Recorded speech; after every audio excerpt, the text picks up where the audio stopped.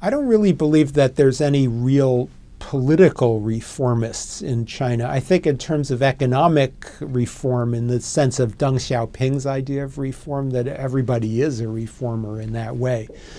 And that Bo Xilai was a reformer, and Zhang Dejiang, who succeeded him in Chongqing, was a reformer, and Zhang Gaoli in Tianjin. All these guys, they want to grow the economy, which requires constant adjustment of policy. And so that's reform.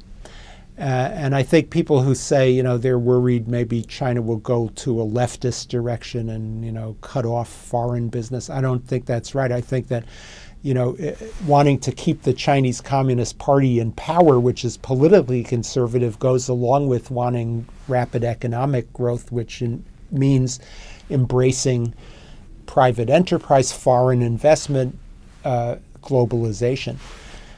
So that doesn't mean China lets itself be walked over by foreign investors by any means, but it will be open.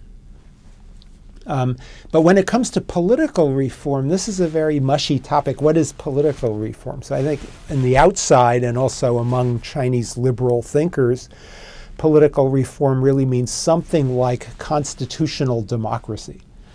And I think for the leaders in power, whether it was Wang Yang or any of the people who were more viewed as more pro-political reform or whoever, none of them has that idea in mind as being beneficial for the country or for their party. I think that what's popular with the leaders is something that they call intra-party democracy, which is basically what we would see from the outside as tiny reforms in the way in which the ruling party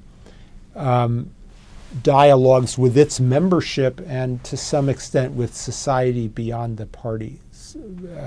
Very controlled elections, very controlled release of information, e-government, the use of websites to give more information to the public, things of that kind, which they hope will make the public view the party as more honest, more responsive, more accountable, just like a big corporation, Walmart or something like that. It's not going to give itself away, but it might try to dialogue more with its customers, that kind of thing.